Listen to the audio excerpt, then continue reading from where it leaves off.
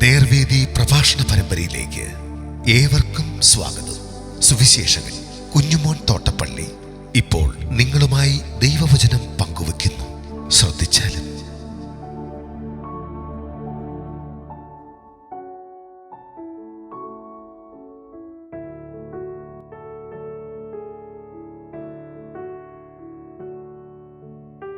യേശുവിനെ മഹാപുരോഹിതൻ വിസ്തരിക്കുന്നു. ദൈവനാമത്തിന് മഹത്വമുണ്ടാകട്ടെ. മത്തായി എഴുതിയ സുവിശേഷം 26-ാം അധ്യായത്തിൻ്റെ 57 മുതൽ 68 വരെ ഞാൻ വായിക്കുന്നത് ശ്രദ്ധിച്ചാലും. യേശുവിനെ പിടിച്ചവർ മഹാപുരോഹിതനായ കയ്യഫായുടെ അടുക്കൽ ശാസ്ത്രിമാരും മൂപ്പന്മാരും ഒന്നിച്ചു കൂടി ഇരിക്കുന്നിടത്ത് അവനെ കൊണ്ടുപോയി. എന്നാൽ പത്രോസ് ദൂരവേ മഹാപുരോഹിതൻ്റെ അരമനയോളവും പിൻചെന്നു അകത്ത് കടന്നു അവസാനം കാണുവാൻ സേവകരോടുകൂടെ ഇരുന്നു. മഹാപുരോഹിതന്മാരും ന്യായാധിപ സംഘമൊക്കെയും യേശുവിനെ കൊല്ലേണ്ടതിന് അവൻ്റെ നേരെ കള്ളസാക്ഷ്യം അന്വേഷിച്ചു. കള്ളസാക്ഷികൾ പലരും വന്നിട്ടും പറ്റിയില്ല. ഒടുവിൽ 2 പേർ വന്ന് ദൈവമന്ദിരം പൊളിച്ച് 3 ദിവസം കൊണ്ട് വീണ്ടും പണിയുവാൻ എനിക്ക് കഴിയും എന്ന് ഇവൻ പറഞ്ഞു എന്ന് ബോധിപ്പിച്ചു. മഹാപുരോഹിതൻ എഴുന്നേറ്റ് അവനോട്, നീ ഒരു ഉത്തരവും പറയുന്നില്ലയോ? ഇവർ നിന്റെ നേരെ സാക്ഷ്യം പറയുന്നത് എന്ത് എന്ന് ചോദിച്ചു. യേശുവോ മിണ്ടാതിരുന്നു. മഹാപുരോഹിതൻ പിന്നെയും അവനോട്, നീ ദൈവപുത്രനായ ക്രിസ്തു തന്നെയോ? പറക എന്ന് ഞാൻ ജീവനുള്ള ദൈവത്തെക്കൊണ്ട് നിന്നോട് ആണയിട്ട് ചോദിക്കുന്നു എന്ന് പറഞ്ഞു. യേശു അവനോട്, ഞാനാകുന്നു. ഇനി മനുഷ്യപുത്രൻ സർവശക്തന്റെ വലത്തുഭാഗത്തിരിക്കുന്നതും ആകാശമേഘങ്ങളെ വാഹനമാക്കി വരുന്നതും നിങ്ങൾ കാണും എന്ന് ഞാൻ പറയുന്നു എന്ന് പറഞ്ഞു. ഉടനെ മഹാപുരോഹിതൻ വസ്ത്രം കീറി ഇവൻ ദൈവദൂഷണം പറഞ്ഞു. ഇനി സാക്ഷികളെ കൊണ്ട് നമുക്ക് എന്ത് ആവശ്യം? നിങ്ങളിപ്പോൾ ദൈവദൂഷണം കേട്ടുവല്ലോ, നിങ്ങൾക്ക് എന്ത് തോന്നുന്നു എന്ന് ചോദിച്ചതിന് അവൻ മരണയോഗ്യൻ എന്ന് അവർ ഉത്തരം പറഞ്ഞു. അപ്പോൾ അവർ അവനെ മുഖത്ത് തുപ്പി അവനെ മുഷ്ടി ചുരുട്ടി കുത്തി. ചിലർ അവനെ കന്നത്തടിച്ചു. ഏ ക്രിസ്തുവേ, നിന്നെ തല്ലിയതാർ എന്ന് ഞങ്ങളോട് പ്രവചിക്ക എന്ന് പറഞ്ഞു.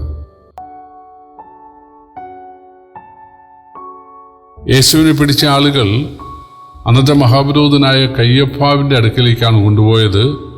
കയ്യഫാവിൻ്റെ അടുക്കൽ ശാസ്ത്രിമാരും അതുപോലെ ന്യായാധിപ സംഘമൊക്കെയും കൂടിയിരുന്നു. യഹൂദന്മാരുടെ പ്രമാണം അനുസരിച്ച് 2-3 സാക്ഷികൾ പറഞ്ഞല്ലാതെ ഒരാളുടെ മേൽ അന്യായം എടുക്കാൻ പാടില്ല. അതുകൊണ്ട് തന്നെ അവർ രഹസ്യമായ ചില കള്ളസാക്ഷികളെ ഒരുക്കിയിരുന്നു. പക്ഷേ ആ കള്ളസാക്ഷികളുടെ നാക്ക് പിഴച്ചുപോയി. അതൊന്നും ശരിയായില്ല. അപ്പോൾ ചിലർ എഴുന്നേറ്റിട്ട് പറഞ്ഞു, ഇവൻ യെരൂശലേം ദേവാലയം പൊളിച്ച് 3 ദിവസം കൊണ്ട് പണിയും എന്ന് പറഞ്ഞത് ഞങ്ങൾ കേട്ടു എന്ന് പറഞ്ഞു. അപ്പോൾ തീർച്ചയായിട്ടും മഹാപുരോഹിതന്മാർ മറ്റുള്ളവരോട് ചോദിച്ചു കാണും, ഇതിന് വേറെ സാക്ഷികളുണ്ടോ? 2-3 സാക്ഷികളുടെ വാമൊഴിയാലേ ഒരു കാര്യം ഉറപ്പിക്കാൻ പറ്റൂ. അപ്പോൾ ആൾ പറഞ്ഞു, ഞങ്ങൾ കേട്ടതാണ്. ശരിയാണ്, യേശു അത് പറഞ്ഞതാണ്. യേശു പറഞ്ഞത് തൻ്റെ ശരീരത്തിലാണ് ദൈവം വസിക്കുന്നത്. യെരൂശലേം ദേവാലയത്തിലല്ല ദൈവം വസിക്കുന്നത്, തന്നിലാണ്. എൻ്റെ ശരീരമാണ് ദൈവമന്ദിരം. നിങ്ങൾ ഈ മന്ദിരം പൊളിച്ചാൽ ഞാൻ 3 നാൾ കൊണ്ട് പണിയാം, അതായത് ഞാൻ 3-ാം ദിവസം ഉയർത്തെഴുന്നേൽക്കും. അപ്പോൾ നിങ്ങൾക്ക് മനസ്സിലാകും എന്നിലാണ് ദൈവം വസിക്കുന്നത്, എൻ്റെ ശരീരം ദൈവാലയമാണ് എന്ന് നിങ്ങൾക്ക് മനസ്സിലാകും എന്നാണ് യേശു പറഞ്ഞത്. പക്ഷേ അതിനെ തെറ്റിദ്ധരിച്ചവർ പറഞ്ഞു, യെരൂശലേം ദേവാലയം പൊളിച്ചു കളയുന്ന കാര്യം ഞങ്ങൾ കേട്ടുവെന്ന്. അതിനെ സപ്പോർട്ട് ചെയ്യാൻ ആളുകളുണ്ടായിരുന്നു. പക്ഷേ യേശു അവിടെയും ഒന്നും പറഞ്ഞില്ല. അപ്പോൾ മഹാപുരോഹിതൻ ചോദിച്ചു, നീ എന്താ മൗനമായിരിക്കുന്നത്? നിനക്കെതിരെ ഈ സാക്ഷികൾ പറയുന്നത് കേട്ടില്ലേ? അതിന് പ്രതിവാദം വല്ലതും ഉണ്ടോ? മറുപടി വല്ലതും ഉണ്ടോ? യേശുവോ മിണ്ടാതിരുന്നു. കാരണം യെശയ്യാപ്രവചനം 53-ാം അധ്യായത്തിൽ യേശുവിനെക്കുറിച്ച് എഴുതിയിട്ടുണ്ട്, അറുക്കുവാൻ കൊണ്ടുവന്നവരുടെ മുമ്പാകെ മിണ്ടാതിരിക്കുന്ന കുഞ്ഞാടിനെ പോലെ അവൻ വായെ തുറക്കാതെ ഇരുന്നുവെന്ന്. പത്രോസ് ലേഖനത്തിൽ എഴുതിയിട്ടുണ്ട്, അവനെ ശകാരിച്ചിട്ട് ശകാരിക്കാതെയും കഷ്ടം അനുഭവിച്ചിട്ട് ഭീഷണം പറയാതെയും ന്യായമായി വിധിക്കുന്നവങ്ങൾ കാര്യം പരമേൽപ്പിച്ചു എന്ന്. അവസാനം മഹാപുരോഹിതൻ സർവശക്തനായ ദൈവത്തെ കൊണ്ട് ആണയിട്ടൊരു ചോദ്യം ചോദിച്ചു. ദൈവത്തെ കൊണ്ട് ആണയിട്ട് ചോദിച്ചാൽ മൗനമായിരിക്കാൻ പാടില്ല. ദൈവത്തെ കൊണ്ട് ആണയിട്ട് ചോദിക്കുക എന്ന് പറഞ്ഞാൽ 10 കൽപ്പനയിലെ ഒരു കാര്യമാണത്. എൻ്റെ നാമം വൃഥ എടുക്കരുത്. ദൈവനാമം വൃഥ എടുക്കരുത് എന്ന് ഉള്ള ആ വാക്യം യഹൂദന്മാർ വിചാരിച്ചത് യഹോവ യഹോവ എന്ന് എപ്പോഴും പറയരുത്. അതിനവർ പകുതിയെ പറയൂ, യാഹ്. എലോഹീം അത് മുഴുവൻ പറയരുത്, ഏലെന്നേ അവർ പറയത്തുള്ളൂ. ദൈവമെന്ന് പറയരുത്, അതിന് പകരം അവർ സ്വർഗമെന്നേ പറയാറുണ്ടായിരുന്നുള്ളൂ. പ്രിയപ്പെട്ടവരെ, അതല്ല അതിൻ്റെ അർത്ഥം. എൻ്റെ നാമം വൃഥ എടുക്കരുതെന്ന് പറഞ്ഞാൽ ദൈവനാമത്തിൽ സത്യം ചെയ്യുന്നത് കള്ളമായിരിക്കരുതെന്നാണ്. എൻ്റെ നാമം എന്ന് പറഞ്ഞാൽ യഹോവ ദൈവമാണെങ്കിൽ, അതായത് യഹോവ സർവശക്തനും സർവജ്ഞാനിയും സർവവ്യാപിയും നീതിമാനും ശിക്ഷിക്കുന്നവനുമായ ദൈവമാണെങ്കിൽ അതാണ് ദൈവനാമം. അപ്പം മഹാപുരോഹിതൻ ദൈവനാമത്തിൽ ചോദിച്ചു, ഞാൻ ദൈവനാമത്തിൽ ചോദിക്കുന്നു, നീ ദൈവത്തിനായ ക്രിസ്തുവാണോ? അതായത് ദൈവത്വത്തിലെ പുത്രൻ തമ്പുരാൻ നീയാണോ? പഴയ നിയമത്തിൽ ദൈവത്തിൽ ഒന്നിലേറെ ആളത്വങ്ങളുണ്ട് എന്നുള്ളത് പലയിടത്തായിട്ട് എഴുതിയിട്ടുണ്ട്. ബൈബിളിലെ 1-ാമത്തെ പുസ്തകത്തിൽ തന്നെ, ആദ്യത്തെ അധ്യായത്തിൽ തന്നെ, വരുവീൻ നാം നമ്മുടെ സ്വരൂപത്തിൽ മനുഷ്യനെ ഉണ്ടാക്കുക എന്നാണ് പറയുന്നത്. അപ്പോൾ ദൈവത്വത്തിൽ ഒരു ബഹുത്വം ഉണ്ടെന്നുള്ളത് പഴയ നിയമത്തിൽ കാണാനായി സാധിക്കും. ധാരാളം വാക്യങ്ങൾ ഉണ്ട് താനും. അപ്പോൾ മഹാപുരോഹിതൻ ചോദിക്കുകയാണ്, ദൈവത്വത്തിലെ ആ പുത്രൻ എന്നുള്ള ആളത്വം, ദൈവപുത്രൻ മശിഹയായി അല്ലെങ്കിൽ രക്ഷിതാവായി ക്രിസ്തുവായി വരും എന്ന പ്രവചനമുണ്ട്, അത് നീയാണോ? ദൈവനാമത്തെ ചോദിച്ചുകൊണ്ട് യേശു പറഞ്ഞു, ഞാനാകുന്നു. നിങ്ങൾ ഇനി മനുഷ്യപുത്രനായ എന്നെ ദൈവത്തിൻ്റെ വലത്തുഭാഗത്തിരിക്കുന്നവനായും ആകാശമേഘങ്ങളെ വരുന്നവനായും കാണും. 110-ാം സങ്കീർത്തനത്തിൽ പുത്രൻ തമ്പുരാൻ ദൈവത്തിൻ്റെ വലത്തുഭാഗത്ത് ഇരിക്കുന്നു അല്ലെങ്കിൽ ഇരിക്കും എന്ന് വാക്യമുണ്ട്.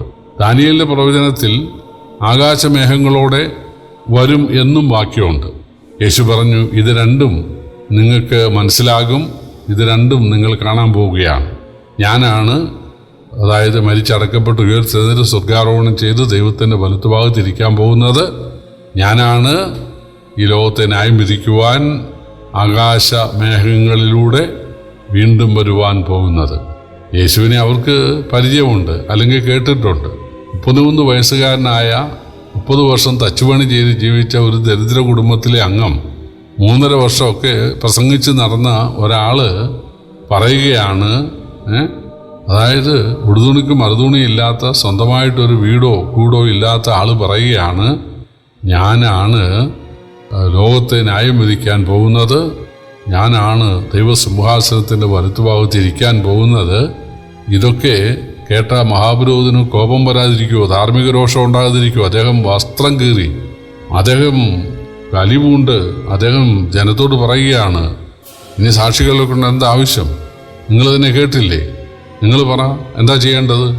അവർ പറഞ്ഞു, അവൻ മരണയോഗ്യൻ. ചിലവനെ തുപ്പി, ചിലവൻ്റെ മുഖത്തടിച്ചു, ചിലർ അവനെ അടിച്ചു. യേശു അപ്പോഴും ഒന്നും പറഞ്ഞില്ല.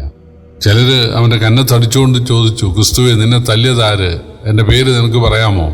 നീ വലിയ പ്രവാചകനല്ലേ, ദൈവം മനുഷ്യനായ ആളല്ലേ? യേശു മിണ്ടാതിരുന്നു.